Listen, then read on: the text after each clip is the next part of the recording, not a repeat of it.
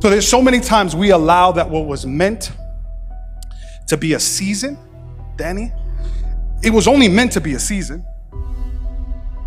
But we allow what was meant to be a season to become our settlement.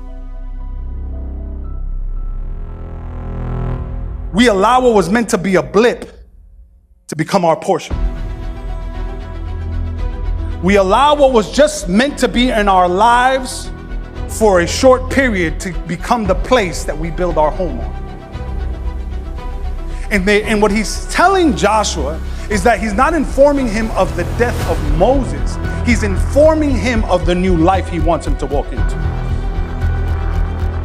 And so often what we do is that we like, God, why is it that you have me in this season? You ever wonder, like, God, why? Like, God, pick somebody else. Like, why, God, why you got me in this season? And I think sometimes God wants to say something like this, if I could be God. I think he'll say something like this, no, sweetheart, no, my child, I'm sorry. That season expired 2 years ago, but you still can't let go of Moses. Oh no, I know, no. Why am I still in this place? What? No, that job expired. There was an expiration date for that job, and that was 6 months ago, but we can't let go of Moses.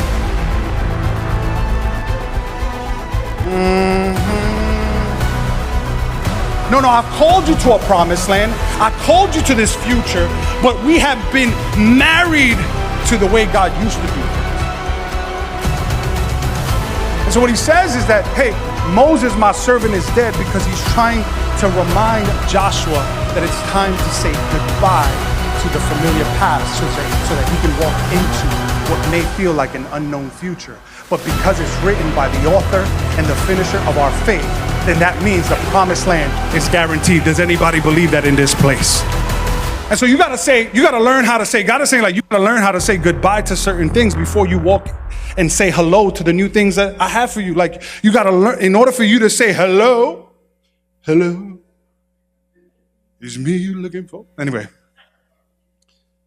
before you can say hello to marriage, you gotta learn how to say goodbye to your single ways.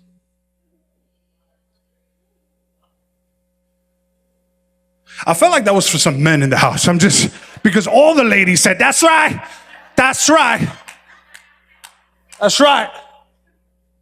It's like, we've been here.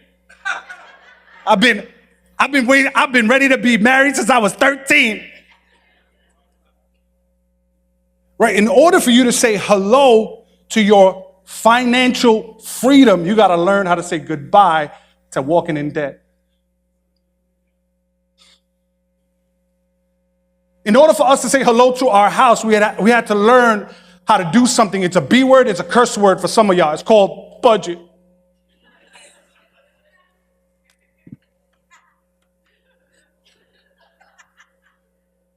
That's a curse word to some of y'all.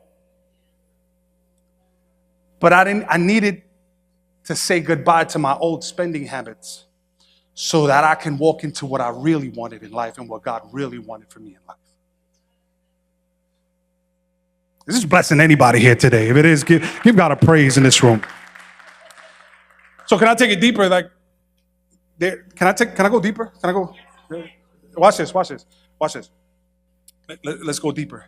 That season of offense was temporary. It was never meant to be your identity. That season, watch this, that season of offense, it doesn't mean that you didn't have the right to be offended. It doesn't mean that you didn't have the right to be hurt. But the problem is that you build a house where you were supposed to pitch a tent. And so it's the temporary, but you've made it your final destination. You've made it the place that the hill you die on.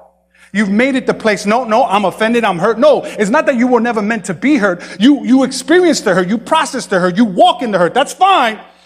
But that hurt has an expiration date. And sometimes we don't let go of our Moses and we just delay walking into the promised land. How about the addiction? That addiction was meant to be temporary, not permanent. Yeah, that unforgiveness was meant to be temporary, not permanent. And so God is telling you, hey, don't settle for just coming to church and attending church, but still carrying the burdens that are holding you back. He says, I've called you to walk in the fullness and have a promised land that is waiting for you. And we're still holding on to things that have had an expiration date in our life years ago. Am I helping somebody here today? So don't settle. Don't settle just for being out of Egypt. Look at that. You know the saying that goes, I'm not where I want to be, but I'm not where I used to be. I think that's an amazing declaration for a season. Because sometimes that very declaration could be the thing that becomes a crutch and stop us from becoming who God called us to actually be.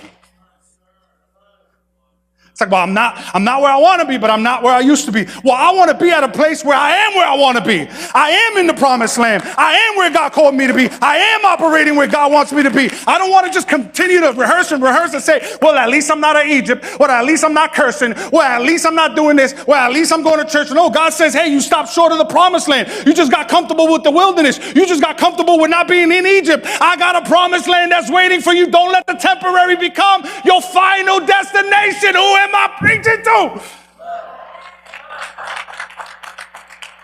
Hey, thank you for watching this video. And if it blessed you in any way, I want to invite you to partner up by either giving a super thanks, and you can also partner up by purchasing some of our merchandise. We have our Love Is Our Logo merchandise, and all that information can be found in the description below. Don't click into the next video. Make sure you become a partner and support in one way. Thank you so much again. Like, comment, share, and subscribe so that you can stay tuned to this channel. I'll see you at the next video.